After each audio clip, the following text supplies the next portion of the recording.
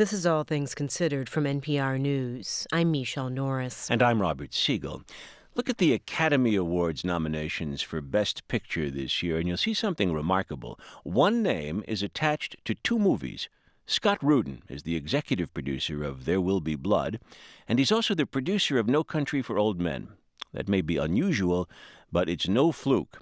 At age 49, Scott Rudin has been producer or executive producer of, among many other films, The Queen, The Truman Show, Searching for Bobby Fischer, Sister Act, The Firm, the list goes on and on.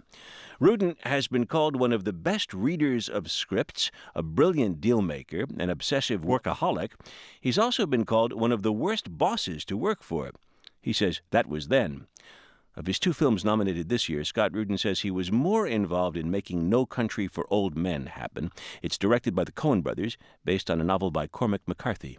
I read the book and loved it, but frankly, my desire to do it was very hinged on my hope to be able to get Joel and Ethan Coen to write and direct it. Both Cormac and the Coens deal with the preponderance of evil in a world in which people are trying to be good. They both deal with genre and play with genre, in that both Cormac and the Coens, like all of the chase movie, action movie, all of the aspects of the material that are within the frame of a genre, but also at the same time the movie and the book are completely subverting the rules of that genre. And I thought that in common with both of them would be a very good thing for this.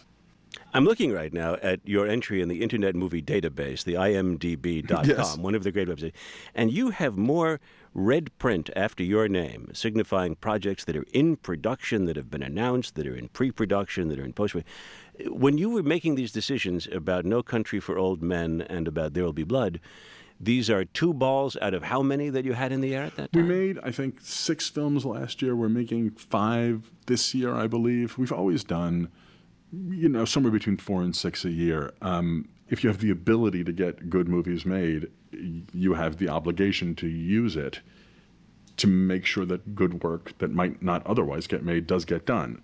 I was surprised, though, not knowing that much about the film business, in reading about what you've done over the years, that being producer can mean sitting in on meetings to discuss, does this particular scene work? Does that joke work? Did the audience react? Yes, you're very much involved in these films. Yeah, absolutely. I mean, it's an enterprise, and the enterprise requires that a person be front and center on it. And that is, if the producer is a capable person, that's the producer. It doesn't mean that you creatively ride roughshod over anybody. And obviously, when you make a movie with the Coens or Paul Thomas Anderson or many of the filmmakers I've worked with, your job is to create an environment for them to make their movie that's a safe and creative environment and to keep the rest of the noise away. But there's an enormous pleasure to be had in the sponsorship of this kind of filmmaking. I mean, they're spiky, bold movies. They're provocative movies. I mean, No Country deals with enormous issues about how we live right now. If you have the ability and the wherewithal to create work that's basically in a discussion with the culture we're in, how could you not want to do that? Now, hearing you describe No Country for Old Men that way, and also having seen There Will Be Blood, I was struck by something you said some years ago. I wonder if you still believe it. You were speaking of the movie Rocky, which you said, that movie changed the business. Everything had to have a happy ending. Still? No, I think the business has changed a lot. I mean, I think what's happened is, I think the world has become a very complex place. And I think there is now an audience for what I would describe as movies that feel fundamentally authentic. I look at a movie like No Country and I think it has a morally complicated worldview. It's a chase movie, it's a thriller, but it's got something much bigger on its mind. I think what people don't want is movies that pretend to have something on their mind, but in fact don't. I think it's the Russian word "poshlost" that exactly. That sums up what you just described. You said that when you read Cormac McCarthy's novel, that's what got you and made you want to make a movie. But you've also said that some books make it into good films and some just don't. What's the difference? How do you know? Well, frankly, I think sometimes the difference is who you get to make them. And it's not to say that there's nothing that guarantees that with the best of intentions you're going to be right all the time, because there are going to be many times you're not right. And I have to be careful not to get seduced by the quality of something, whether or not it lends itself to being adapted. And my experience is that the best adaptations are the ones that really excavate the material. How do you make this book, which has a literary impulse, into something in a medium that is fundamentally only about what happens next? To me, that's all movies are. And the movies that work are the ones in which somebody very smart figured out how to take all the thematic material, all the character material, all the filigree, all the beautiful writing, and put it into story. If you don't put it into story, you end up with something that feels like a hybrid, and those basically don't work.